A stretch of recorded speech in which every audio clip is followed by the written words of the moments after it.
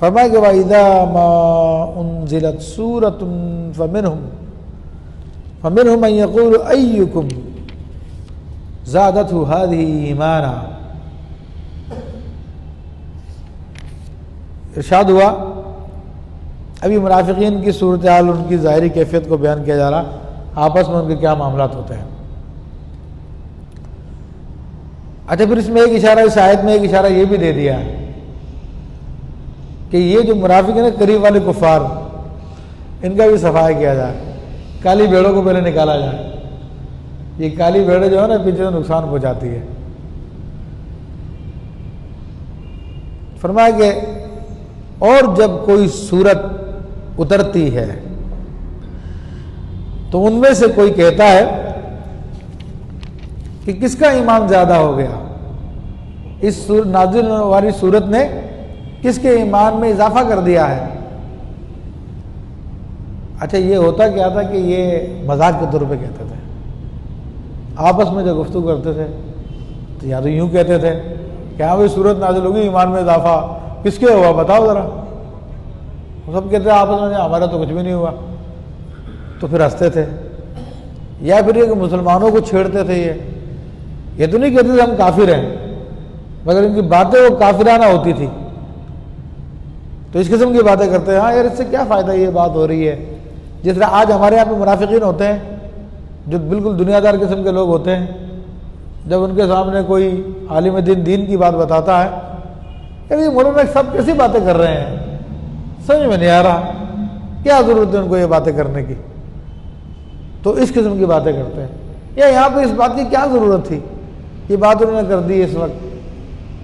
تو چونکہ ان کے مفادات پہ زد پڑتی ہے تو وہ منافقین وہ ایسی باتیں کر ڈالتے ہیں.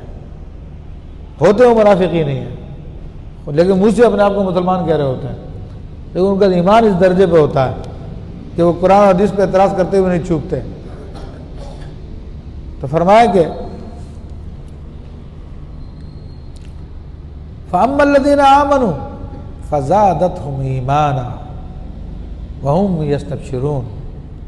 البتہ جو ایمان والے ہیں تو اس صورت نے جو بھی نازل ہوتی ہے ان کے ایمان میں اضافہ کر دیتی ہے،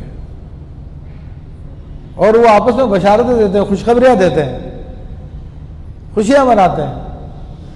تو یہ اہل ایمان کا حال تھا اس زمانے میں کہ جب بھی کوئی صورت نازل ہوتی تو خدا کا شکر ادا کرتے تھے کہ اللہ نے حکم نازل کیا، ہماری رہنمائی کی، اور ان کا پھر اور پختگی بڑھ جاتی تھی ایمان پر. تو اس لیے اللہ تعالیٰ نے فرمایا کہ ان کے ایمان میں اضافہ ہوتا ہے، یا اضافے سے مراد یہ ان کا ثواب بڑھ جاتا ہے کہ وہ جو صورت نازل اس پہ ایمان لائے تو اس کی وجہ سے اور ثواب بڑھ گیا. پھر اس پر جو احکام نازل ہوئے ان پہ عمل کیا تو اس کا ثواب بھی ان کو ملا. تو اس لیے فرمایا کہ مومنوں کے ایمان میں تو اضافہ ہوتا ہے اور وہ خوشخبریاں دیتے ہیں ایک دوسرے کو. وَأَمَّا الَّذِينَ فِي قُلُوبِهِم مَرَضٌ، اور وہ لوگ کہ جن کے دلوں میں مرض آزار ہے، بیماری ہے، یعنی منافقت کی بیماری ہے. میں کیسے آپ کو یہ بات بتاؤں کہ منافقت کی بیماری سے کیا مراد ہے؟ یعنی اسلام کے علاوہ کسی اور کو ترجیح دینا، اسلامی تعلیمات کے بجائے کسی اور تعلیمات کو ترجیح دینا، کسی اور چیز کو سپیریئر جاننا، یہ سب کے سب منافقت ہے. چاہے زبان سے وہ کلمے کا اعتراف کر رہا ہو. آج ہمارے یہاں پر یہ مرض عام ہے منافقت کا. آج جو شریعت میں جو چیزیں جائز ہیں وہ آج انگریزی قانون کہتے ہیں تو ان کا مذاق اڑایا جاتا ہے. کتنی باتیں ایسی ہیں کہ جو شریعت جائز قرار دیتی ہے مگر یہ انگریزی قانون کے فالوور ہیں اور اس کو جو ہے کہتے کہ جناب یہ تو بڑے ظلم کی بات ہے، بڑی بات ہے، بری بات ہے، فلاں اور ڈمکا، اس قسم کی باتیں کرتے ہیں. زادتہم رجسا الی رجسہم، ان کے بارے میں فرمایا کہ جب قرآن کی کوئی صورت نازل ہوتی ہے تو ان لوگوں کے ناپاکی پر ناپاکی بڑھ جاتی ہے، پلیدی پر پلیدی بڑھ جاتی ہے. تو ایسے جب قرآن و سنت کے احکام ان کے سامنے بیان کیے جاتے ہیں تو ان کا یہی معاملہ ہوتا ہے وہ کہتے یار بس کرو اس بات کو چھوڑو، اس وقت ہم بین الاقوامی دنیا میں بیٹھے ہوئے ہیں، تو ہم تو انٹرنیشنل رولز کے فالوورز ہیں، تو ہمیں ان کو فالو کرنا ہے، یہ پرسنل میٹر ہے آدمی کا، کوئی عمل کرے یا نہ کرے۔ اس قسم کی کہہ کر بات جو ہے ان کو تکلیف ہوتی ہے دین کا نام لینے سے۔